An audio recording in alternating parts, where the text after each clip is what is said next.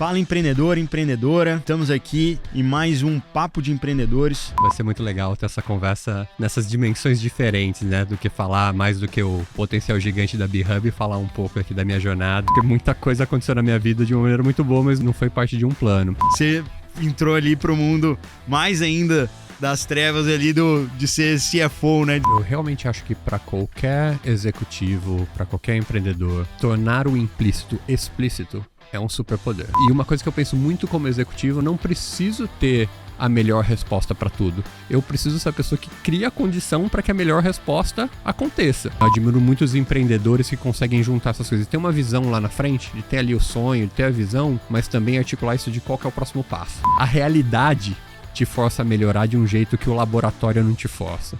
O Gympass, ele criou um motion que deu muito certo, que foi a venda enterprise. Mas depois que isso deu certo, eu queria que você contasse um pouquinho disso, ele também desenvolveu um outro motion que, em primeiro momento, ele ficou de lado. Adoraria poder dar um conselho para minha versão mais jovem, de falar, cara, aprenda questões comerciais, coisas de vendas. Isso vai ser necessário para tua vida, seja lá o que você for fazer. Você quer ser médio ou medíocre para todo mundo, ou você quer, de fato, ganhar aqui nesse segmento específico, porque você, de fato, tem a melhor solução, porque, assim, não é só ter a melhor solução, mas você consegue transmitir que essa é a melhor solução e colocá-la de uma maneira que a decisão do outro lado pode ser de fato uma decisão de gerar valor.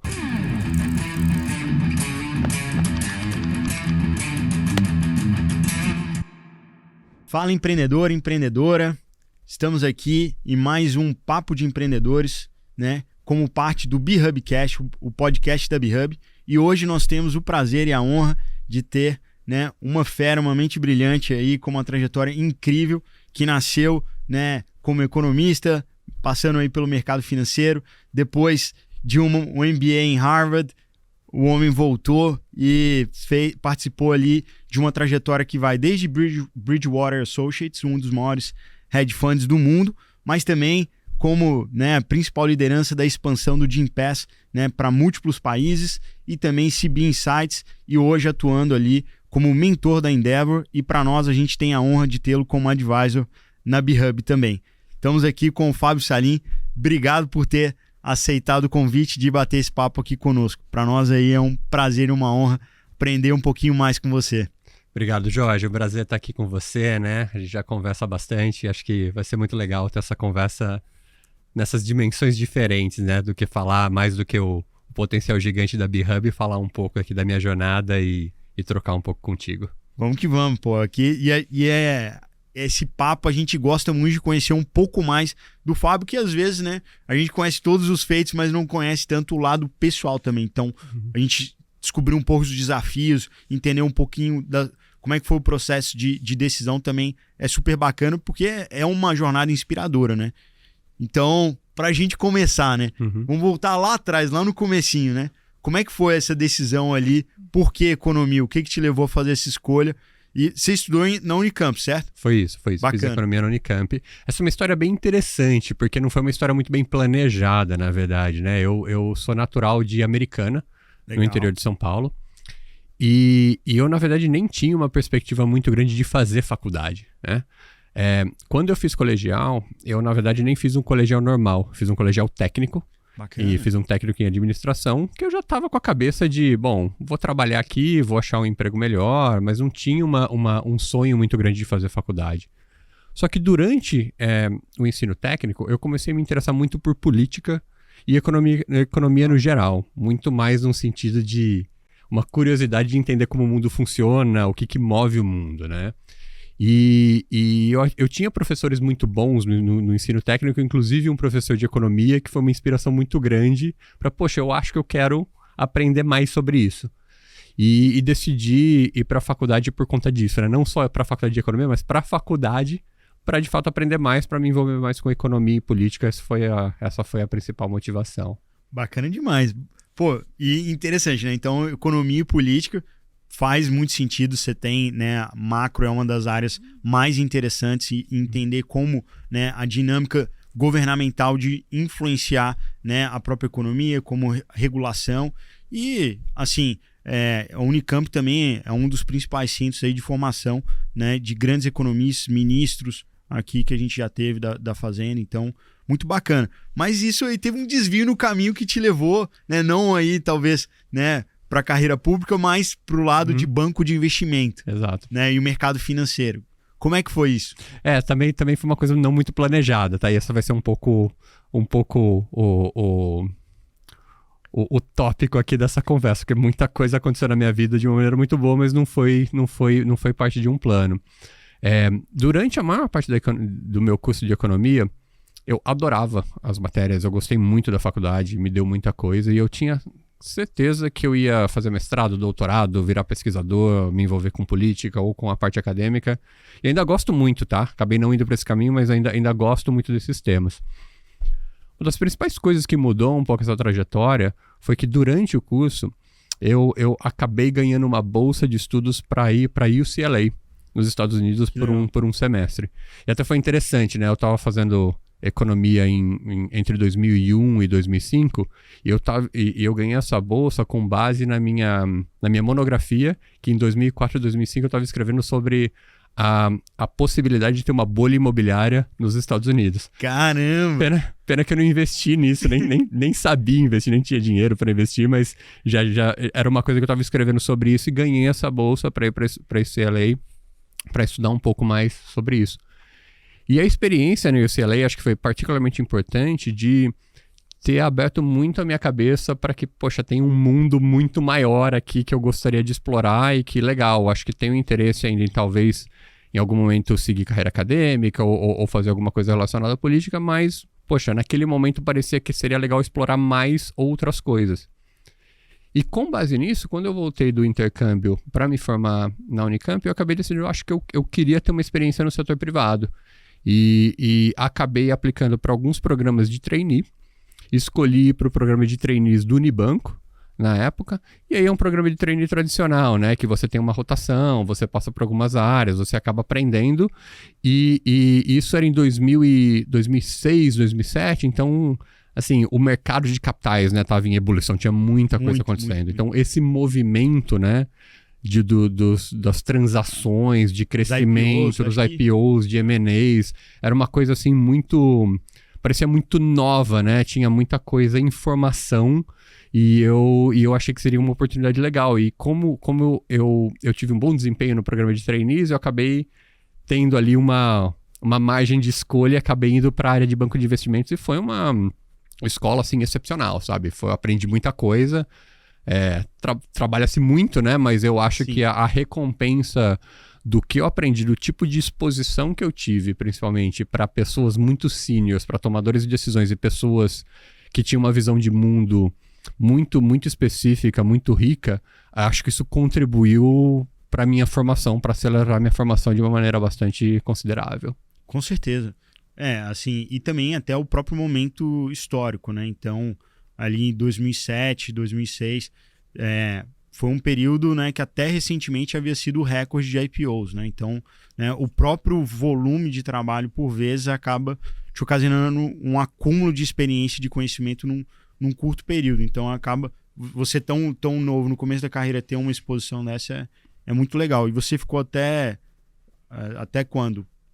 Porque de lá eu sei que você entrou ali para o mundo mais ainda das trevas ali de ser CFO, né? Das finanças ali. Então... Sim, mas teve uma transição, né? Eu trabalhei em banco de investimentos no Unibanco até mais ou menos o meio de 2008.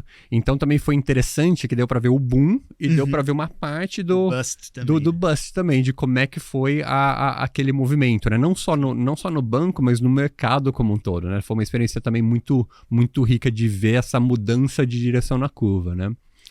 E uma das coisas que eu mais sentia falta quando eu estava em banco de investimentos é que, poxa, eu gostava muito do conteúdo que eu trabalhava, eu gostava muito do tipo de conversa que eu tinha, mas eu sentia um pouco de falta de ter um pouco mais de exposição aos negócios, versus a exposição à transação. É quase assim, eu sempre ficava muito curioso mas por que fazer essa transação? Por que o IPO? Isso é um meio para que fim? Né? Ou o dia seguinte, conviver com aquilo, né? O processo de captação, a utilização desse recurso, o projeto de crescimento. Exato. Então, eu tinha muita curiosidade disso. E eu pensei, poxa, será que tem alguma coisa que pode me dar um pouco mais disso, mas ainda manter alguns dos elementos do banco de investimento que eu gostava muito? E a solução para isso acabou sendo ir para o mundo de private equity. Eu acabei indo do Unibanco para um fundo de private equity, que era uma mistura de um fundo de private equity com uma empresa de advisor, na época chamado Angra Partners. Então fazia muito advisor para special situations, né? Então empresas com dificuldade financeira, com conflito societário. Então tinha uma pegada bem única, bem interessante, e tinha a parte de investimentos também.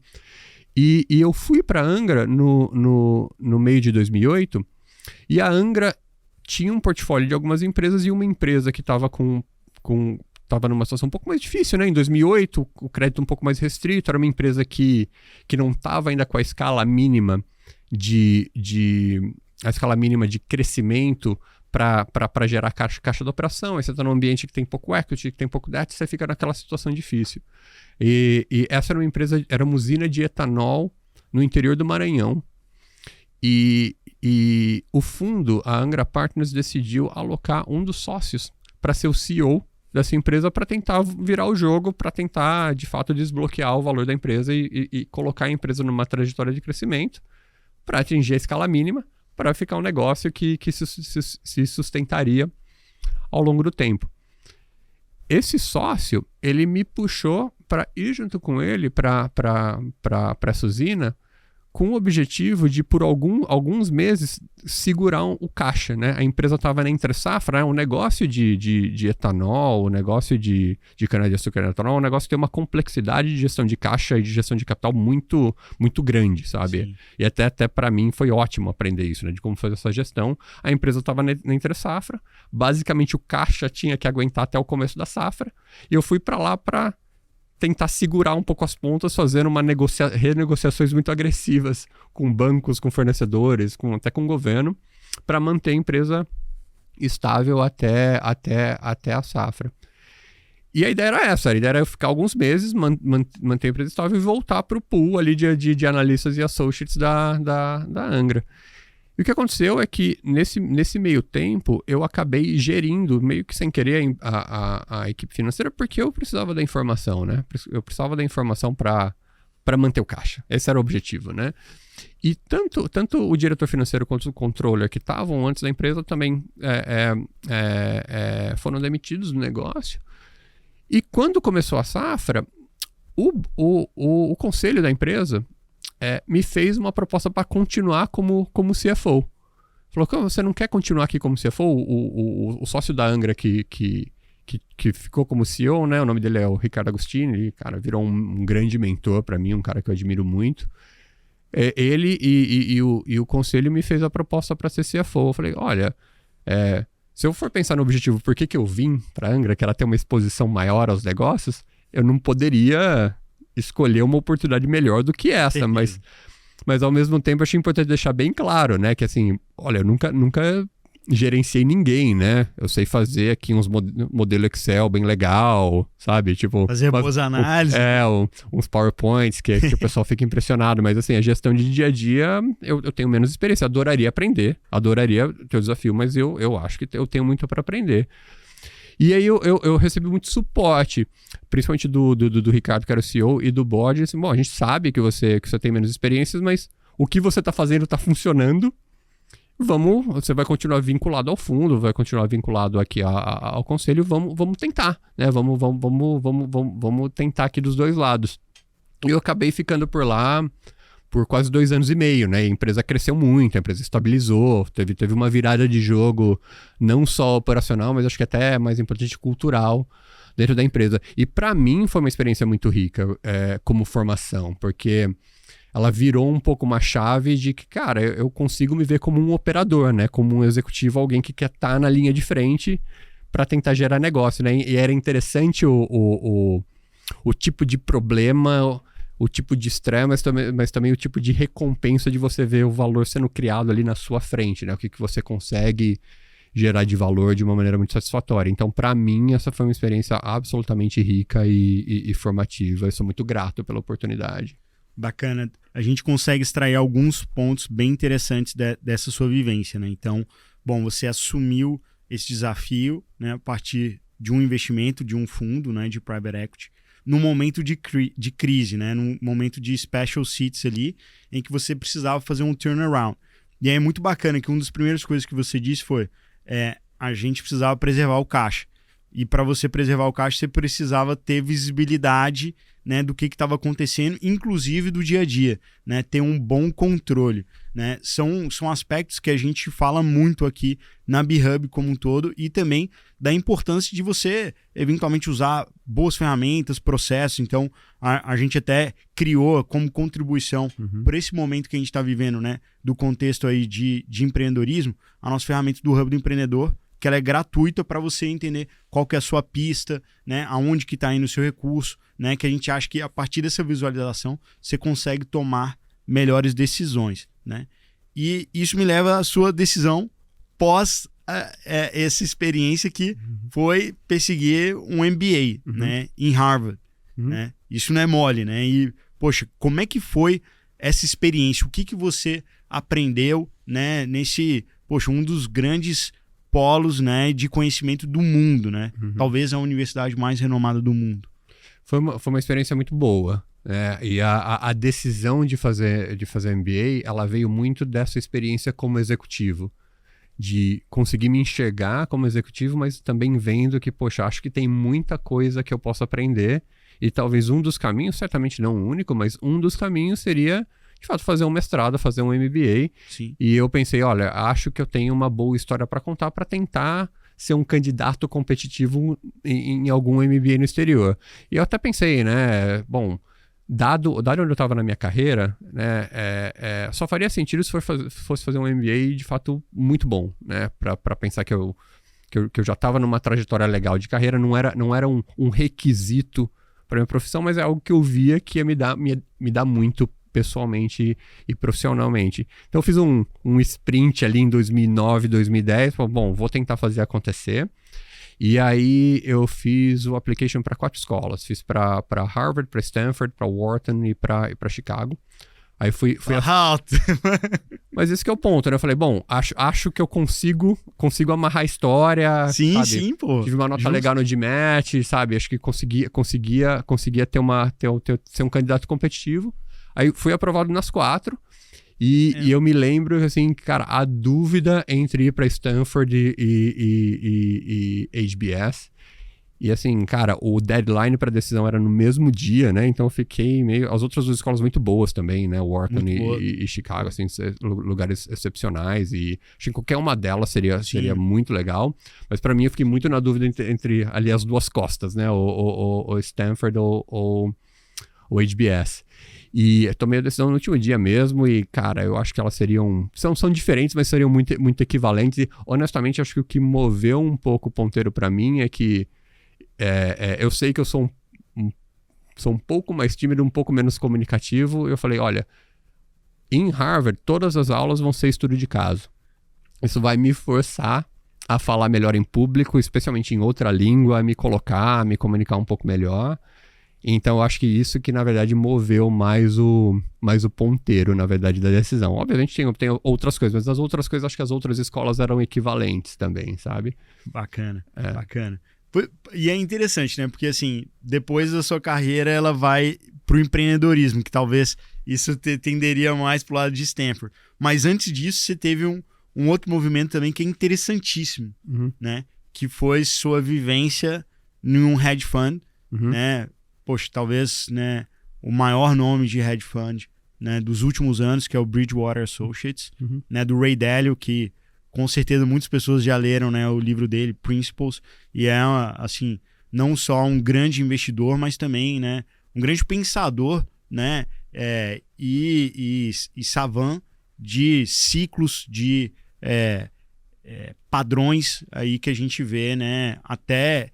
De novo, você que gosta de política e de finanças, ele é uma dos principais pensadores que a gente tem. Como é que foi e o que te levou, né? Porque assim, pô, Harvard já não é fácil de passar. E, pô, Bridgewater, assim, acho que é a única pessoa que eu conheço que, né, teve uma experiência dessa. Então, assim, como é que foi isso? Não, foi bem interessante a história, né? Eu acho que eu tive um grande privilégio de poder fazer o MBA sem ter que me preocupar muito em procurar emprego. Porque eu tinha quase certeza que eu ia voltar para Angra, adorava trabalhar na Angra, tinha uma dinâmica muito boa ali, então eu fui patrocinado, então não tinha muito uma intenção de procurar alguma coisa, né? E quem fez MBA provavelmente sabe disso, né? A parte de carreira, ela ocupa muito tempo. Então isso acabou abrindo muito tempo para eu poder explorar algumas coisas que eu queria saber mais. Uma das coisas que eu queria aprender mais, que eu queria ter mais informação, era sobre empresas que tinham culturas mais fortes e mais bem definidas. E eu cheguei na Bridgewater por essa vertente.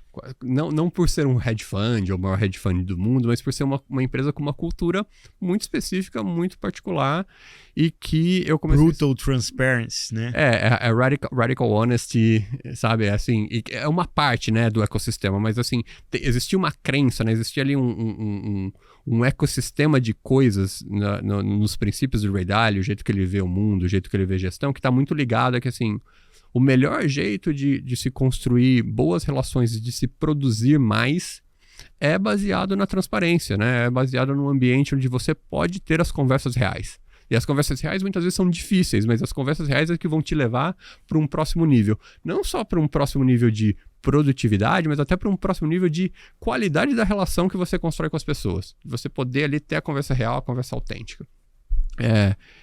Essa ideia da Bridgewater me fascinou muito, da cultura. E eu estava muito interessado em saber mais. E eu estava muito interessado em saber como isso funciona na prática, né? Eu acho que cultura é um negócio que eu me importo muito, acho uma coisa muito importante para qualquer empresa, para qualquer empreendedor, sabe? Acho que eu coloquei isso no topo da lista de com o que se preocupar. E eu acho que é muito comum, às vezes, você ver uma distância entre o que se é falado, que é a cultura, e o que acontece. E eu tinha essa curiosidade na Bridgewater. Pô, legal, faz sentido, mas será que na prática, a hora que a coisa fica difícil, que é isso mesmo que acontece dessa forma, gostaria de ter a vivência. Eles tinham um programa de recrutamento para Summer Internship que... não sei, umas 150 pessoas se inscreveram para esse programa, faziam lá 2 super dias num hotel, lá você ficava o dia inteiro, coisas de grupo, coisas individuais, e no final do segundo dia você já tinha só resposta, um negócio muito objetivo.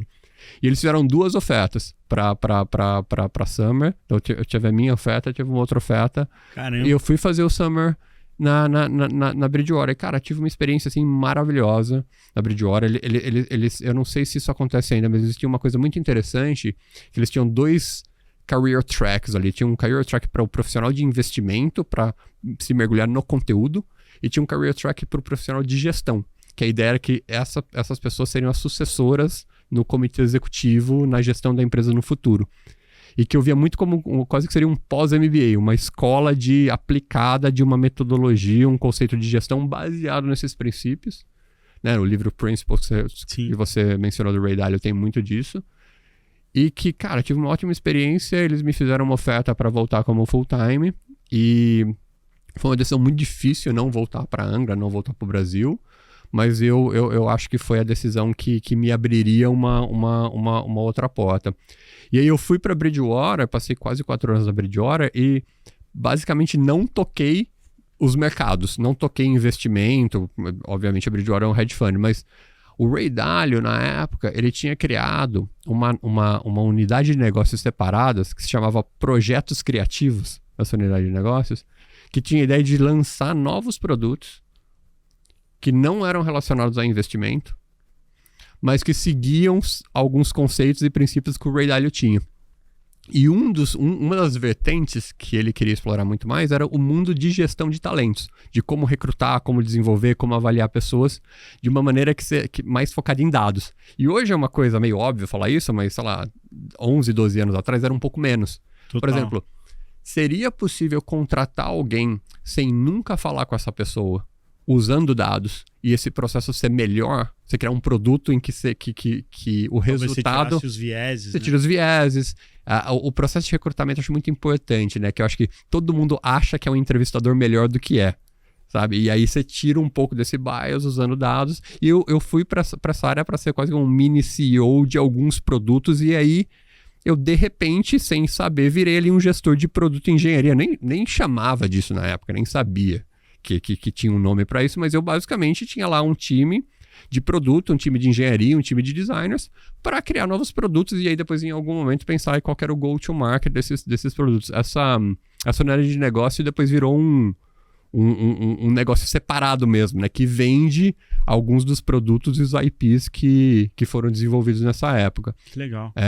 Mas foi interessante, né? E para mim, essa que foi a transição depois para o Gympass, né? Que uma das coisas que ficou muito na minha cabeça depois de passar quase 4 anos fazendo isso na Bridgewater poxa, se isso está sendo um negócio tão legal, trabalhar com essa criação, com inovação, com novos produtos, com essa velocidade, por que não ir para uma empresa que está fazendo 100% isso versus o 1 ou 2% de atenção que aquilo era versus o negócio principal da Bridgewater, que era muito grande. Então, achei que esse seria um caminho mais interessante para perseguir. Bacana. E assim, você teve também uma vivência empreendedora a partir disso, né? E, poxa, o César também é um Harvard alumnus também, né? E um empreendedor brilhante. E também dentro do RH, né? O Gympass, né? Assim, talvez de início não era tanto, mas ao longo do tempo acabou, né? Talvez seja a principal vertical de crescimento o lado B2B, Enterprise, SMB também.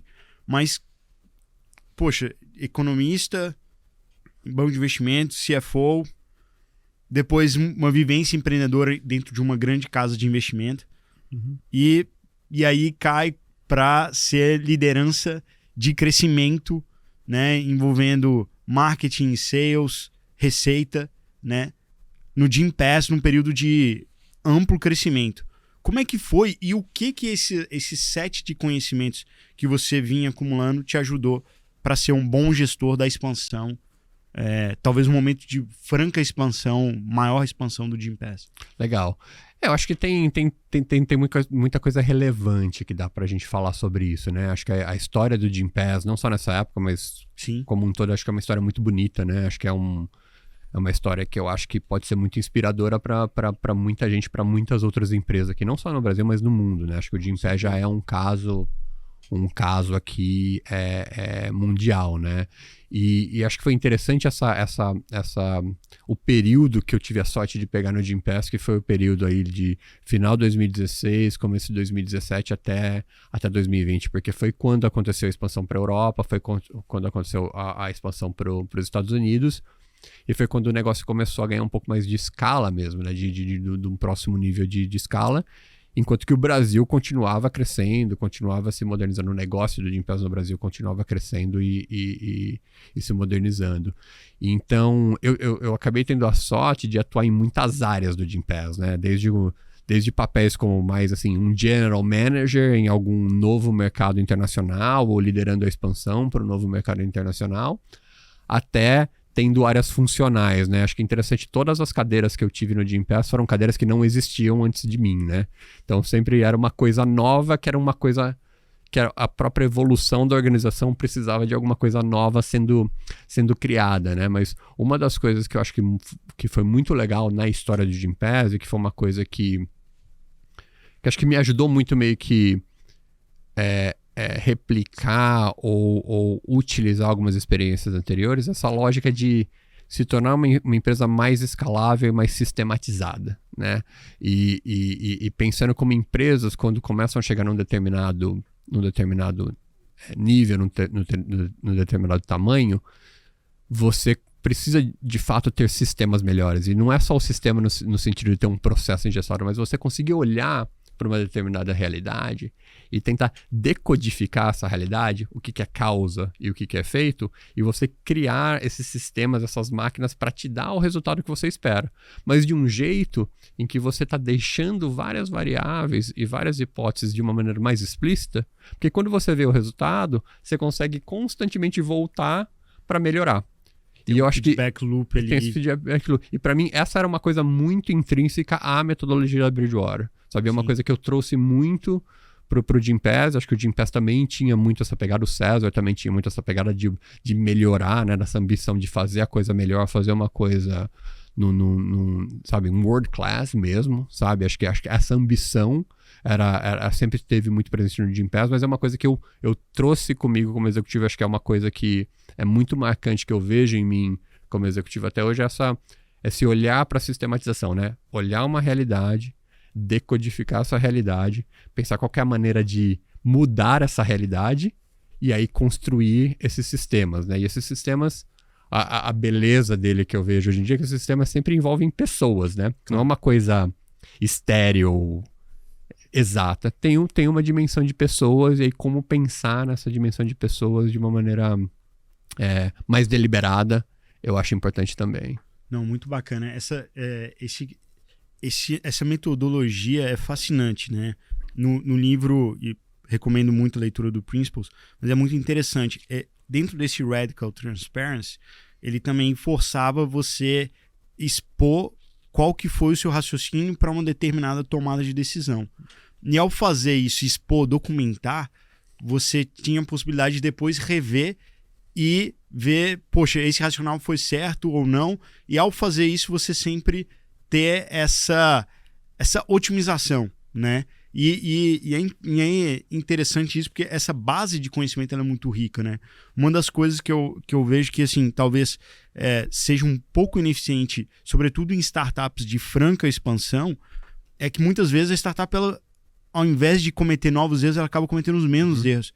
Porque as pessoas saíram, porque as pessoas mudaram de lugar e essa base de conhecimento se perdeu. E aí, quando se vê, estão fazendo novos investimentos, perdendo recursos, perdendo, né, tempo, que é um recurso super escasso, né, sobretudo em momentos como esse. Então, isso certamente que você comentou é muito fascinante. Eu acho que é algo que deveria ser mais divulgado e mais absorvido, não só por startups, mas pelas empresas em geral, né? Com certeza, com certeza. E uma das vantagens, né, eu realmente acho que para qualquer executivo, para qualquer empreendedor, tornar o implícito explícito é um superpoder. Acho que tornar algo que está implícito na tua cabeça, ou no jeito que você está vendo o mundo, você tornar isso explícito, não só para facilitar a comunicação, porque às vezes a gente acha que as outras pessoas têm as mesmas hipóteses, estão ponderando as coisas da mesma maneira que a gente.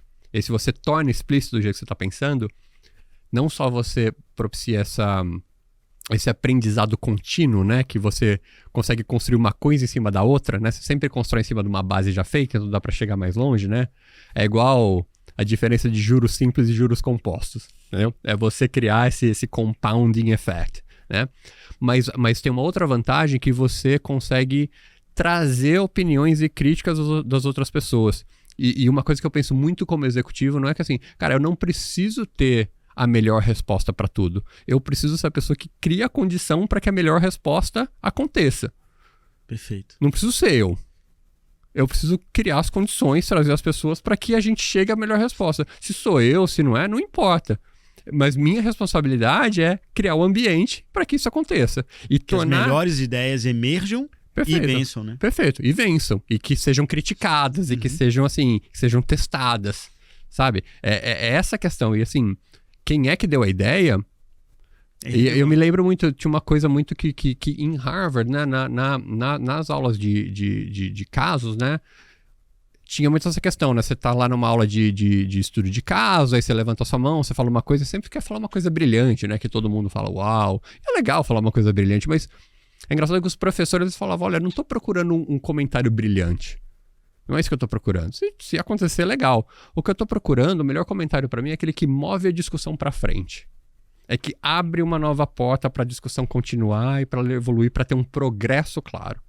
E acho que essa que é a questão, né, de tornar o implícito explícito. Ele ajuda a mover a discussão para frente. Ele ajuda a ter uma crítica de quais são as alavancas, quais são os fatores chaves para fazer uma coisa melhor, uma coisa diferente, uma coisa nova. Perfeito. E de certa forma, ele também traz implicitamente, né, um trade-off.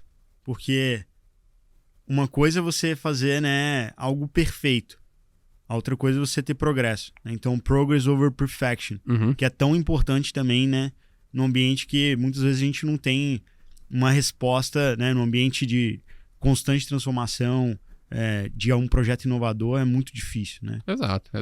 Você não tem como saber, né? Assim, obviamente não é que você deveria fazer as coisas sem pensar, né? Mas acho que a cultura de experimentação, a cultura de tentar dar o próximo passo e acho que até saber conciliar, né? Acho que, de novo, né? Eu admiro muitos empreendedores que conseguem juntar essas coisas. Ter uma visão lá na frente, de ter ali o sonho, de ter a visão, mas também articular isso de qual que é o próximo passo.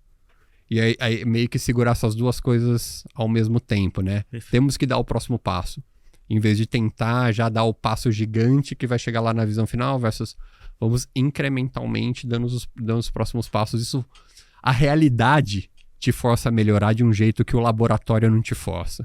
Então, essa questão do progresso e colocar as coisas em prática, colocar as coisas em produção, eu acredito muito nessa pegada. Perfeito. E uma coisa bem interessante também que eu queria te perguntar e que a gente vem conversando muito também, mas é que a gente, né, tem aquela visão do vendedor que é bom de papo, é o cara que, é magnético, tem um magnetismo pessoal, etc.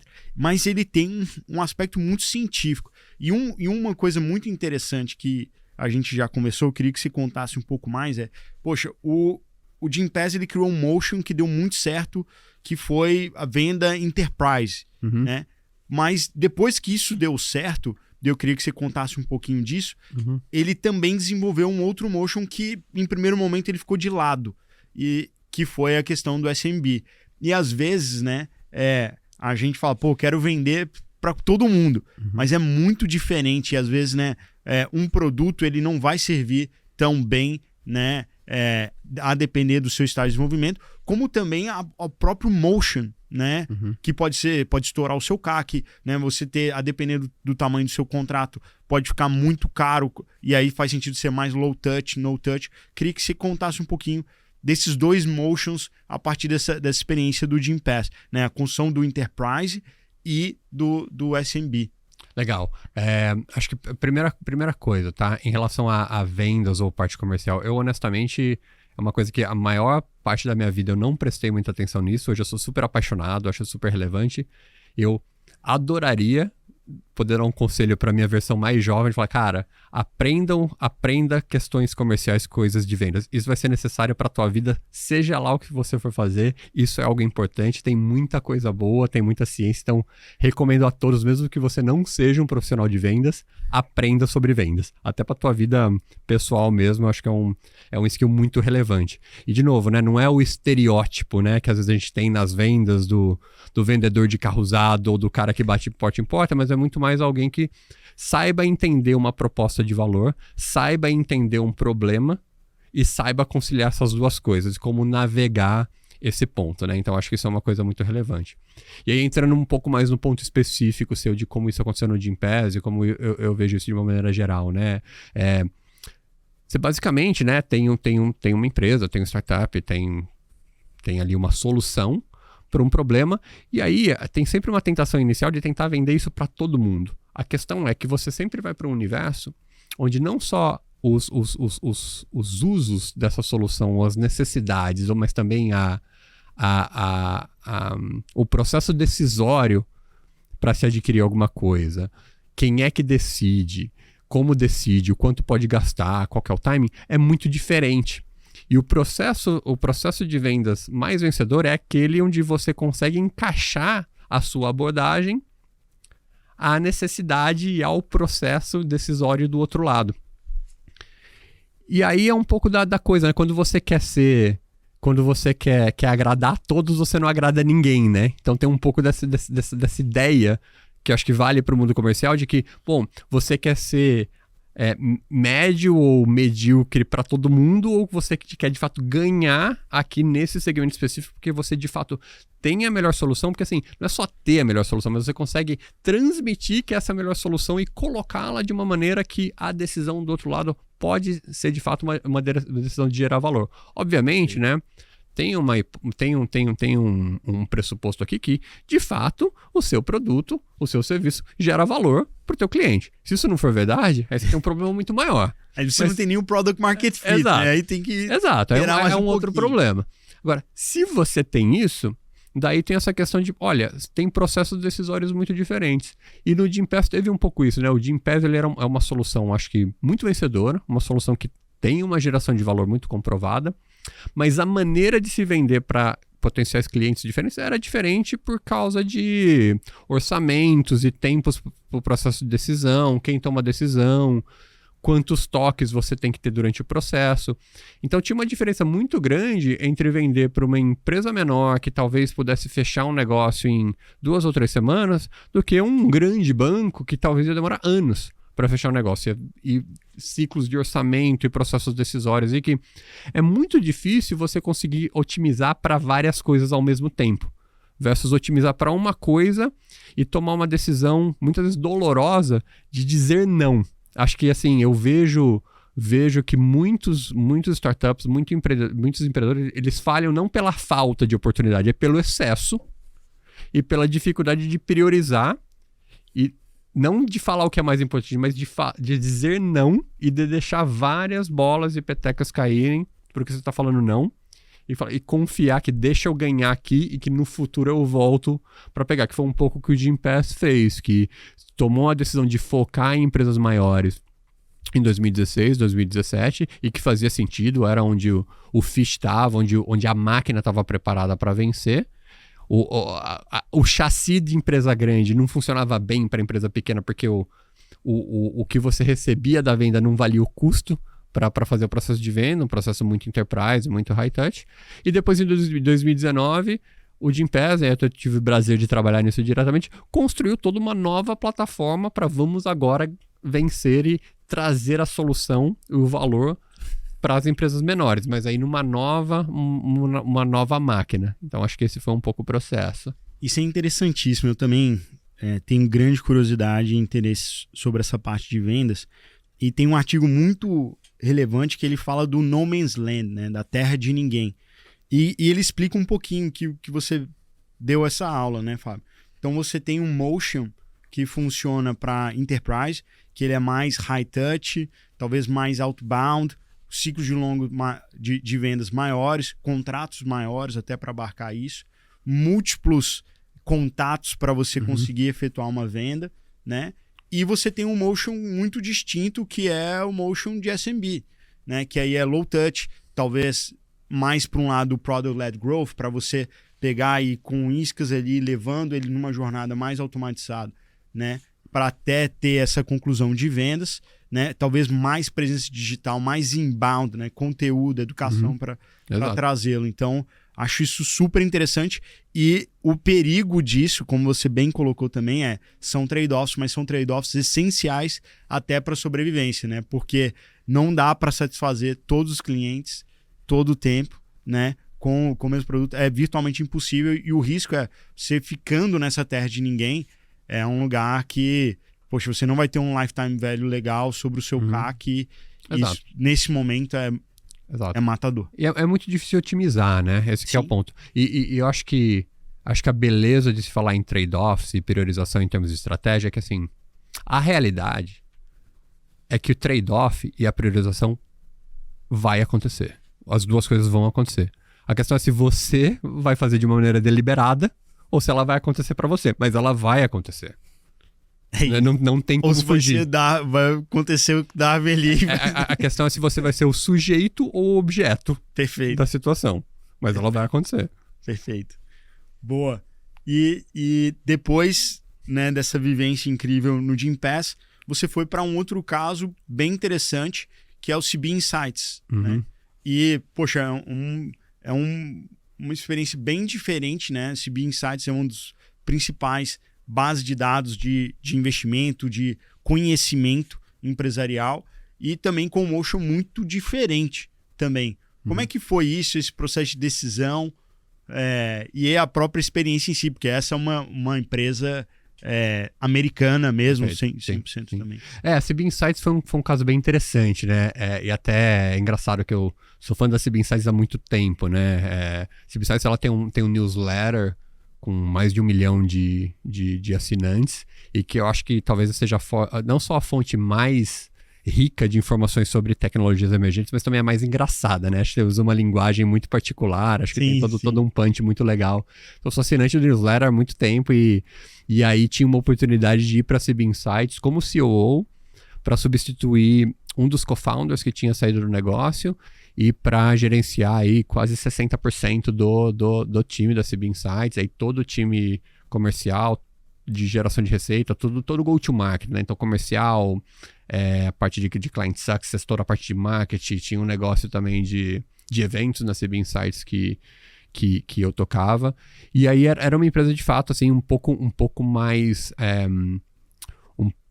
um pouco mais padrão no sentido de enterprise software, né? De como vender software. Ainda assim, tinha uma segmentação. Foi uma das principais coisas que eu fiz na CB Insights foi segmentar, né? Acho que eu me lembro até que a gente, fazendo uma apresentação para a empresa, né? Um desses all-hands, eu falei, poxa, como é que eu explico por que é importante segmentar o mercado, né? E eu me lembro que tinha a head de design da CB Insights, era uma pessoa super criativa, eu pedi ajuda para ela, né? Eu falei, cara, como eu explico visualmente essa ideia, né, que eu quero passar para todas as pessoas, inclusive aquelas que não são do time de go-to-market, que não...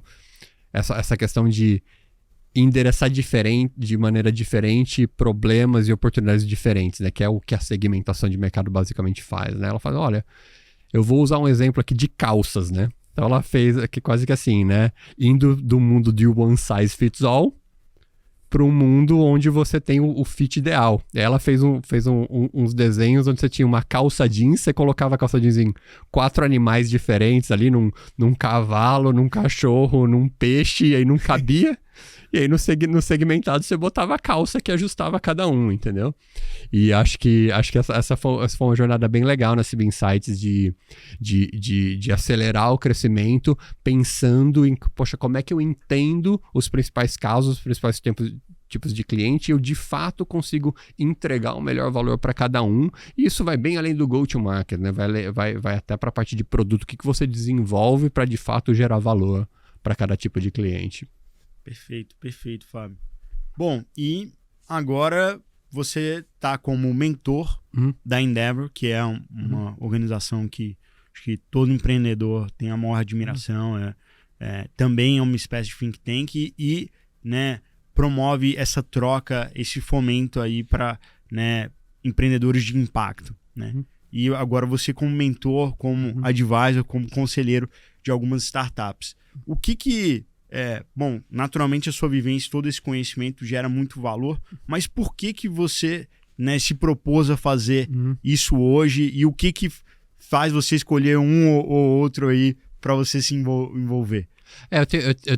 Eu tô com uma experiência muito rica nos últimos meses de me envolver com pessoas incríveis que estão construindo coisas muito legais, né? Uns mais do que outros, né? Não é o nosso caso. A gente aqui no back-office, né? Trabalho de goleiro aqui, fazendo né, o genital work, mas... Mas você sabe que não é verdade, mas beleza.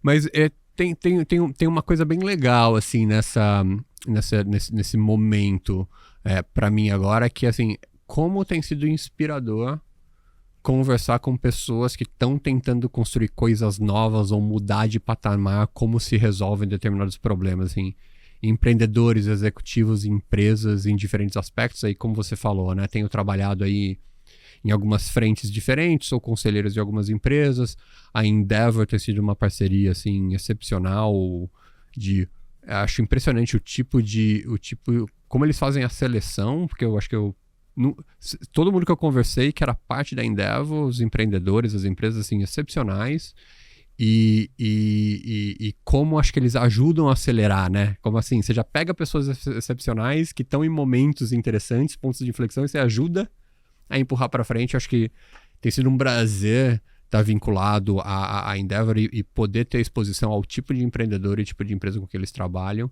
E a mesma coisa como advisor, né? Para mim, assim, tem um ponto muito chave, assim, eu preciso acreditar na pessoa e no negócio, sabe? Para mim, o ponto de querer tá junto, querer trabalhar junto, querer construir alguma coisa junto, eu tenho que acreditar nas pessoas e no negócio, sabe? Senão não faz muito sentido, né? Então, para mim, uma coisa que é muito, muito um drive é essa questão de, assim, poxa, eu consigo contribuir para levar essa situação com essas pessoas que eu confio, com esse negócio que eu confio para um próximo nível. Então, eu sempre tento pensar se eu sou essa pessoa. E muitas vezes eu não sou, na verdade, sabe? Se eu não sou, será que eu sei quem é? Será que eu posso ajudar a achar quem é essa pessoa? Porque vai ter alguma pessoa que vai ser isso. Boa. E também tem um senso de give back, mas mesmo no give back, né, de você, ceder o seu tempo e também o seu conhecimento que pode ajudar e alavancar, também tem essa dimensão da escolha, né? De falar, acredito que esse negócio vai ou não. E o que você acha que são esses ingredientes de talvez, sucesso ou de crescimento aí para as startups, aí, as empresas que dão certo, ou padrões que você reconhece a partir da sua experiência? Vão ter muita coisa, né? E obviamente, tem muita coisa que é específica do contexto, né? Eu acho que todos nós, a gente sempre quer achar uma resposta que vale para toda a situação, e isso raramente é verdade, né? O famoso silver bullet, né? Sim. É muito tentador achar que tem silver bullets, e geralmente não tem, mas acho que tem algumas coisas direcionais que eu acho que é legal observar, né? Eu acho muito importante, quando eu penso nos negócios, essa noção de onde é que a empresa está na sua trajetória de crescimento. E eu vejo muito essa trajetória, que eu acho perfeitamente normal para as startups, onde você tem, no começo, algumas pessoas, inclusive os fundadores, meio que fazendo tudo, né? Aquela coisa dos heróis, né?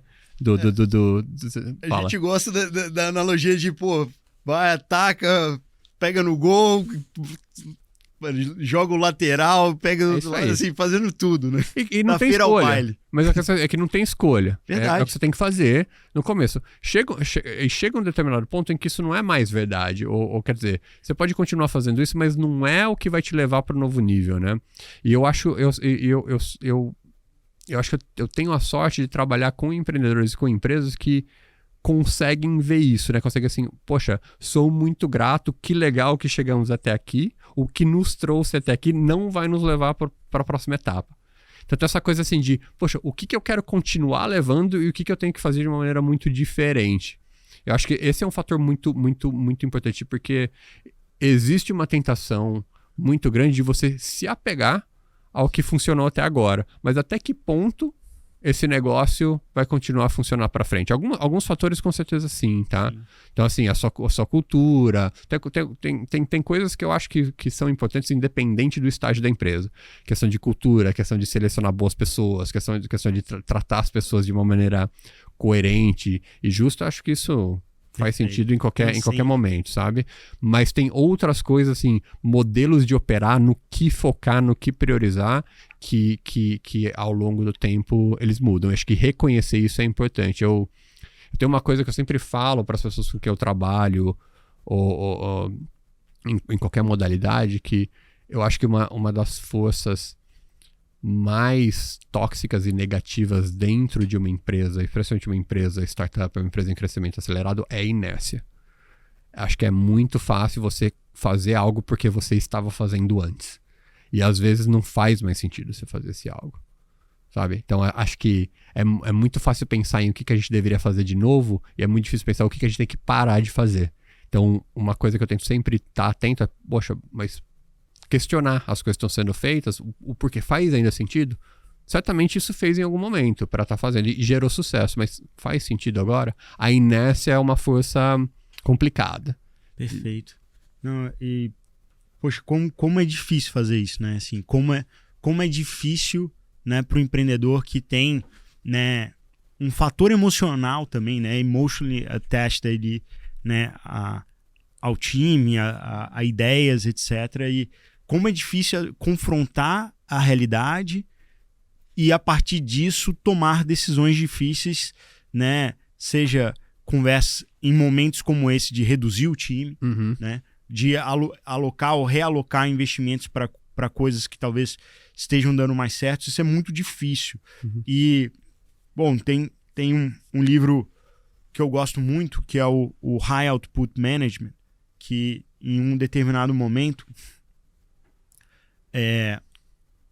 ele cita o seguinte, que imagina o seguinte, se a gente tivesse na situação, ele está falando da Intel, né? no momento em que ela estava num negócio que era um negócio de chips de memória, que estava chegando num momento de estagnação, de alta concorrência e de drenagem ali de margem, né, devido a essa alta competição.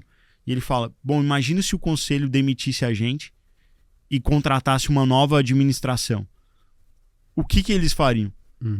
E aí ele fala, é isso que a gente tem que fazer. E aí ele decide, né, sair do negócio que é um exemplo perfeito, né? What took us here won't take us there. Né? Eles eram a empresa líder de chips de memória e ele toma a decisão de entrar em processadores. Né? Então poxa, bacana demais, né? Assim, exige uma fibra moral, talvez também essa própria questão de radical transparency, né? De confrontar a brutalidade dos fatos que é difícil fazer, né? Exato. E Jorge, tem um ponto que é importante, né? É o ponto de aceitar que isso é algo difícil. Então, se você aceita que isso é algo difícil, você provavelmente aceita que não vai acontecer automaticamente, magicamente. Então, como executivo, ou como empreendedor, ou como um líder de um negócio, de uma área, como se criar rituais ou como se criar maneiras de fazer com que você pense nisso, né? Então, por exemplo, eu tinha uma dinâmica com meus times anteriores em que a cada trimestre eu pedia para os meus times, para cada pessoa, para cada repórter meu, me dizer quais são as 25% das coisas que eles vão parar de fazer. Não significa que eles teriam que parar, mas eu queria ter essa conversa, sabe? Então eu chamava do stop meeting, né? O que você vai stop doing? Eu preciso de 25% das coisas que você vai parar. Então tentar criar essas maneiras, que essa conversa, que você se force a ter que fazer isso. E acho que o exemplo que você deu da Intel é ótimo. Ou eu penso assim em exemplos de pensar se você ainda está com uma pessoa certa para um determinado cargo, uma pessoa que foi muito importante. E aí acho que tem uma pergunta assim que também acho que eu trago aqui dos tempos de Bridgewater, que assim, pergunta: você contrataria essa pessoa agora? Assim, você sabendo que você sabe, se essa pessoa não estivesse no seu time, você a contrataria agora? Se a resposta for não, não quer dizer que você tem que demitir a pessoa, mas você tem que fazer esse tipo de ponderação, entendeu? Acho que essa questão de, assim, se eu fosse começar do zero, se eu não tivesse o sunk cost associado, eu continuaria fazendo? Acho que esse é um ponto bem relevante. Perfeito. E bom, pergunta final antes da gente entrar aqui no nosso bate-bola, que é a última parte ali desse bate-papo. Queria que você te perguntar qual o conselho que você traz, né, que você daria para empreendedores que estão aí vivendo nesse cenário ainda, né? Se Deus quiser, começando ali a primavera querendo aparecer, mas ainda no inverno, né, das startups, né? Acho que tem várias coisas e, de novo, né, vai depender um pouco do contexto, né? Acho que tem uma questão, assim, importante de tentar, acho que primeiro olhar para a realidade como a realidade é, né? Acho que esse conflito entre o que é a realidade versus o que você gostaria que a realidade fosse é muito complicado. E acho que esse conflito existe muito mais quando as coisas não estão bem. E não tem nenhum problema em desejar que a realidade seja diferente. Mas até para você poder chegar no ponto desejado, você tem que começar do ponto onde você está.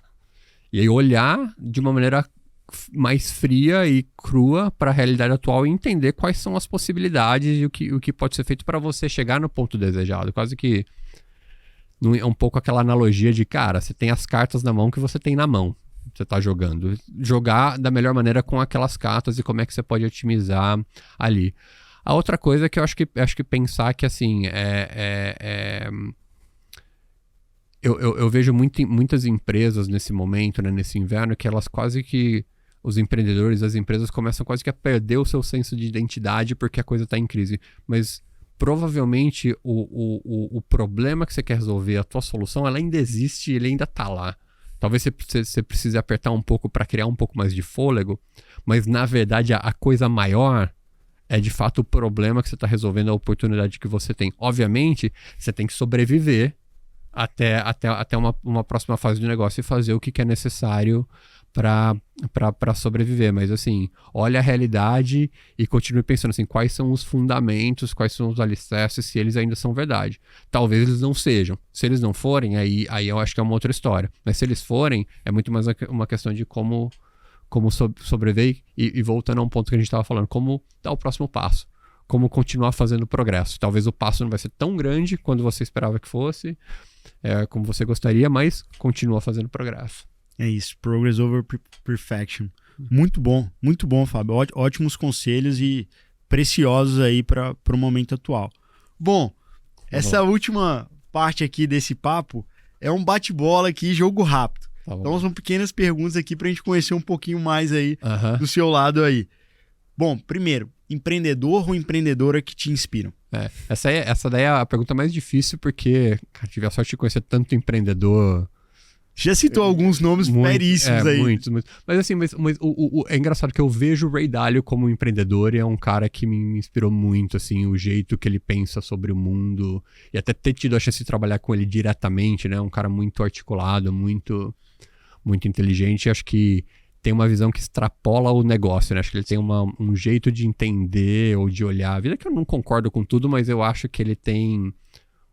O framework dele, pra mim, acho que é muito, muito legal. Então, ele é um cara que muito admiro. E, assim, ele, bem ou mal, ele foi o cara que criou o hedge fund maior e mais bem sucedido do mundo há 40 anos, né? Nesse jogo de tentar adivinhar o futuro de investimentos e economia. Então, acho que não é uma coisa pequena. Total. E muito interessante que ele fez o Bridgewater como ele é, depois de um momento em que ele foi muito próximo à bancarrota, né? Exato. Em que ele tomou decisões erradas e aí ele confrontou a realidade, né? Documentou ali o que tinha levado ele a tomar aquelas decisões, aonde ele errou e a partir daí ele, né? Essa vivência que ele voltou para casa dos pais e recomeçou do zero e todas as decisões difíceis que ele teve de tomar, como mandar o time embora, né, estancar os custos e recomeçar, né, inclusive a reconstrução da confiança, é realmente um grande caso de empreendedor e investidor, né? Exato. Muito legal. Boa escolha. Legal. E aí, não sei, né, mas vamos ver, né, ele também virou escritor, mas conta pra gente, qual que é seu livro favorito? Pô, eu leio muito, tá? Esse é um dos meus principais hobbies. Se eu for pegar livros, assim, no geral, de ficção, meu livro favorito é 100 Anos de Solidão. Poxa, cara, meu também, Gabriel Garcia Marques. Você sabe que, vou fazer uma conexão aqui, né? Eu tô esperando meu primeiro filho. Tá. E, meu nome é Jorge, meu pai é Quintino, meu avô é Jorge, meu bisavô Quintino, e meu filho vai chamar Quintino em homenagem ao meu pai. E eu amo esse livro de paixão porque também tem essa dimensão familiar, que é o pai também, né? Tem o José Arcádio e Aureliano, né? Que são os nomes que se repetem. E tem história de Macondo, minha família de Pirapora, que tem o Rio São Francisco. Então, assim, eu amo esse livro. Que escolha. É, muito legal. Acho que é o elemento que você falou da ciclicalidade, né? Que as coisas se repetem, às vezes de uma maneira similar, às vezes de uma maneira um pouco diferente. Eu acho que isso é uma analogia muito boa ao como a vida acontece. Tem uma ciclicalidade. Então, acho bastante interessante. Muito boa, muito boa. Que legal, cara. Que legal. Também adoro. E também essa forma como ele escreve coisas absolutamente reais, mas ao mesmo tempo do mundo um pouco fantástico. É demais. Bela escolha. Boa. E aí uma frase, né, ou princípio que te inspiram aí na vida ou no mundo do empreendedorismo. Legal. Eu vou falar uma frase que eu acho que está muito conectada com algumas coisas que a gente falou nessa conversa, que também é uma frase do Ray Dalio, que ele tem uma frase que eu vou falar em inglês e depois eu traduzo, que é You can have virtually anything you want, but you cannot have everything you want. Quer dizer, você pode ter quase qualquer coisa que você gostaria de ter, mas você não pode ter todas as coisas que você gostaria de ter. Que é uma questão sobre priorização, né? Uma questão de você fazer escolhas, de que você de fato escolher algo e vou conseguir conquistar. Obviamente isso depende de circunstâncias pessoais e acho que não é a realidade para todo mundo, mas acho que pro nosso mundo, né, pensando nos empreendedores, as pessoas que têm aí um leque de possibilidades à sua frente, escolher onde é que você vai ganhar, onde é que você vai colocar mais energia, ao invés de tentar fazer tudo. Talvez até você consiga tudo no final, mas você não vai começar com tudo, você vai abocanhando coisas ao longo do tempo. Perfeito. Ótima frase. E, de novo, importante, né? Assim, fazer escolhas, dizer não, são essenciais, né? Também. Boa. Agora, um filme ou série? Cara, eu sou muito fã do David Lynch, que é um cineasta que faz algumas coisas assim, não muito lineares, né? E tem uma série que acho que ela foi transmitida a primeira vez nos anos 90, que se chama Twin Peaks, e que eu sou super fã, e que é uma coisa... Eu gosto do fato de não ser muito linear, assim, sabe? Que você meio que tem que entender e tem que ter tua própria interpretação, e que não tem muito uma interpretação muito certa, mas eu sou fã dessa. Não conheço, vou Twin aí, Peaks vai é pra legal. minha lista aí pra aprender, muito boa.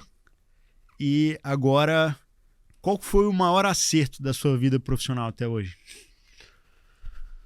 Cara, eu acho que assim... não sei se eu consigo pensar em um especificamente, mas geralmente as coisas que aconteceram, as coisas boas que aconteceram pra mim na minha experiência profissional, elas sempre estavam associadas a estar com as pessoas certas na cultura certa. Então, Legal. saber pensar nisso, sabe? Saber pensar em pessoas e cultura, que obviamente tem outras coisas, mas até para eu poder ter um desempenho melhor, para eu poder ser mais para eu poder contribuir mais, estar com pessoas que eu admiro, com pessoas que eu respeito, nas culturas certas, eu acho que é sempre isso, sabe? Eu penso nos sucessos que eu tive, tinham essa base. Boa, muito bom. E agora o espelho disso, né? A maior bola fora da sua vida profissional até hoje. Essa tem várias, cara.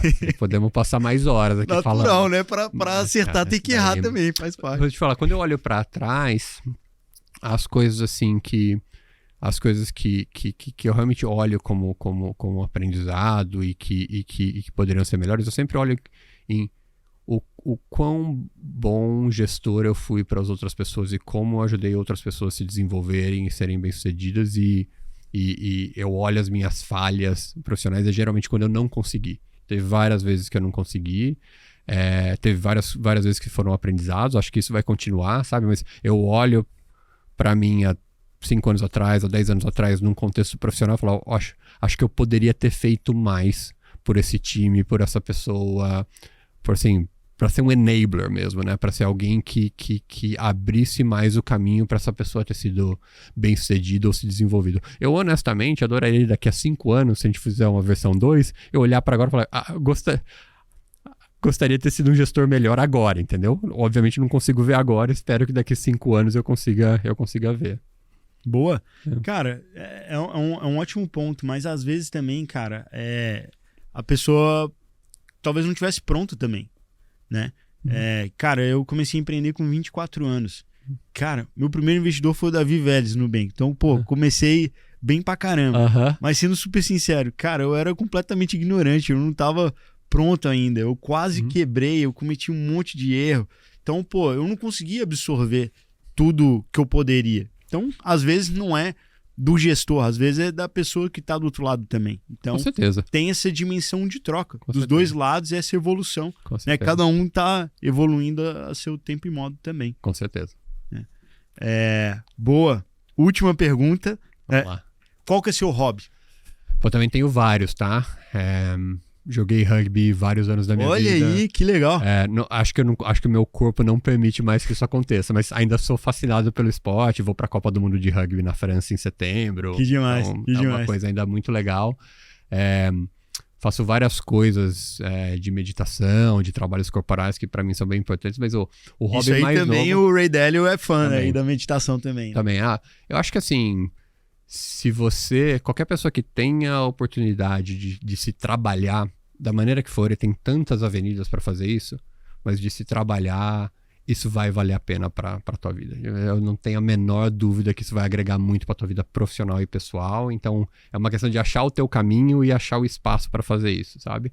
Mas o hobby mais novo tem sido surfar. Olha É uma aí. coisa de... Comecei a fazer isso há 2 anos, não sou bom, e é muito legal, na verdade, fazer algo sem nenhuma pretensão de ser bom, mas tem uma coisa muito maravilhosa no surf, no sentido de, cara, cada dia é um dia muito diferente.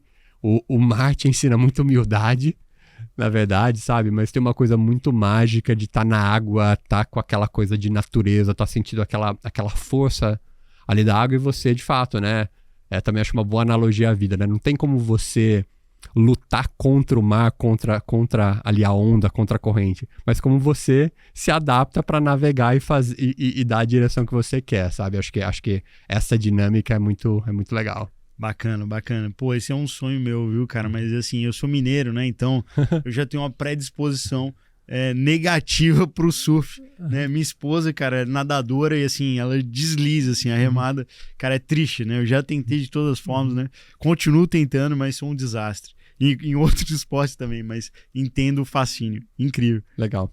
Bacana demais, Fábio. Pô, Obrigado, muito legal, Jorge. cara. Assim, aula incrível aí, jornada super inspiradora. Obrigado demais aí pela aula e pelos papos constantes aí. Obrigado mesmo. Legal, Jorge. Obrigado pelo convite. Foi um prazer. É isso, prazer foi meu. Valeu, gente. Até a próxima.